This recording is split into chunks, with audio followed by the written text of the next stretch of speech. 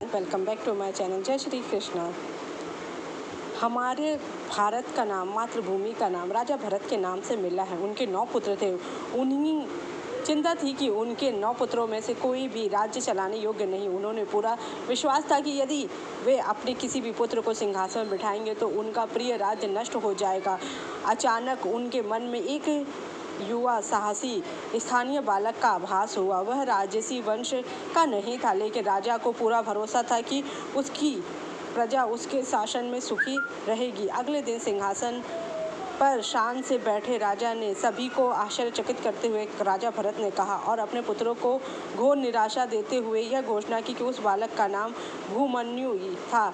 उन्होंने भूमन्यु के कान में फुसफुसाते हुए कहा कि तुम ही एकमात्र व्यक्ति हो जिसे मैं अपने सिंहासन के योग्य पाया हूँ। यदि मैं अपने किसी भी पुत्र को सिंहासन पर बिठाऊंगा तो मैं इस सिंहासन के साथ न्याय नहीं करूँगा। राजा भरत की आशाओं के अनुरूप भूमन्यु ने राज्य पर अच्छे से शासन किया। उनके पुत्र का नाम सुहात्र था और सुहात्र के पुत्र का नाम हस्ती था। हस्ती के पुत्र का राज्य की स्थापना की। राज्य किसी की निजी संपत्ति नहीं होती है। राजा को अपनी प्रिय प्रजा का पिता, रक्षक और मार्गदर्शक माना जाता है। मान लीजिए कि देश को एक अंधा राजा मिल जाता है तो प्रजा का भाग्य अंधेर नगरी जैसा हो जाएगा। जो व्यक्ति स्वयं दूसरों पर निर्भर हो अपनी प्रजा की रक्षा और मार्गदर्शन कैसे कर सकता? धृतराष्ट्र के लिए कोई योग्यता मापदंड नहीं था। आम जनता भी इस बात से अवगत थी कि ज्ञानी विदुर ने परामर्श के दौरान यह स्पष्ट राय दी थी कि यदि राजकुमारों के युवावस्था में अंधे राजा के अधीन हस्तिनापुर सुरक्षित रही तो इस श्रेय भीष्म के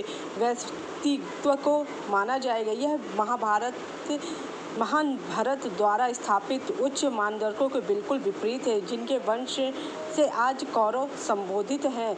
विदुर ने हस्तिनापुर के राजा के रूप में धृतराष्ट्र के राज्याभिषेक का विरोध किया। विदुर की धृतराष्ट्र से कोई शत्रुता नहीं थी। वे उनके बड़े भाई हैं। वे तटस्थ थे और उन्होंने केवल अपने नैतिक मंत्री होने और आधिकारिक कर्तव्य के अनुसार ही सलाह दी। हस्तिनापुर के प्रधानमंत्री के रूप में शपथ लेते समय उन्होंने यह मुद्दा उठाया था कि एक नेत्रहीन व्यक्ति राजा के लिए अच्छा विकल्प नहीं है, क्योंकि एक अंधे व्यक्ति युद्धों में नहीं लड़ सकता और इससे सेना का मनोबल गिरेगा तथा जनता का राजा पर विश्वास कम हो जाएगा। शत्रु और गद्दार इस अज्ञानता का फायदा उठाएंगे और न्याय की प्रक्रिया में राजा को न्याय करना होगा और न्याय को निर्णय लेने की प्रक्रिया में पीड़ित और आरोपी व्यक्ति द्वारा बोले गए शब्दों की तुलना में उनके हाव भाव और शारीरिक भाषा अधिक मायने रखती है, जिसे राजा द्वारा निष्कंट न्याय सुनिश्चित करने के लिए ठीक से देखने और विश्लेषण किया जाना आवश्यक है।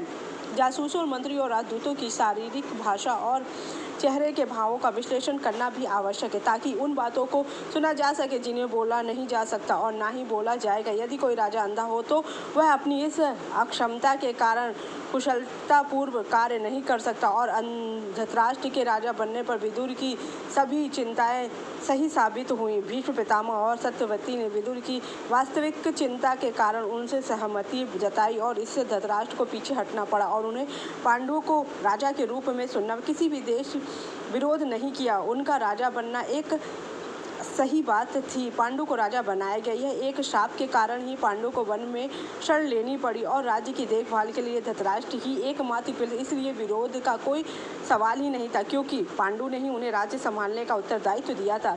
भीष्म पहले से ही प्रतिज्ञा ले चुके थे, इसलिए वे राजा नहीं बन सकते थे, क्योंकि उन्होंने अपने पिता को और माता सत्यवती को पहले ही वचन दिया कि वह सिर्फ सेवक रहेंगे और उनकी देखभाल करने का कोई और नहीं कर सकता। इसलिए उन्होंने राजा अंधे को बनाया। लेकिन दुर्योधन के वयस्क होते ही उसने शासन संभाला। धृतराष्ट्र के पास कोई अधिकार नहीं था। अन्याय वे युद्ध को टाल देते, लेकिन दुर्योधन के हट के कारण ही युद्ध का होना तय था।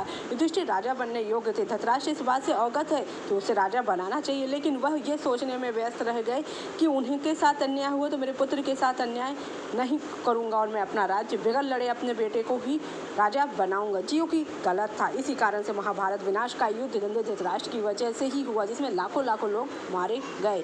ईर्ष्या और अगर आपको मेरी जानकारी अच्छी लगी, जय श्री कृष्ण।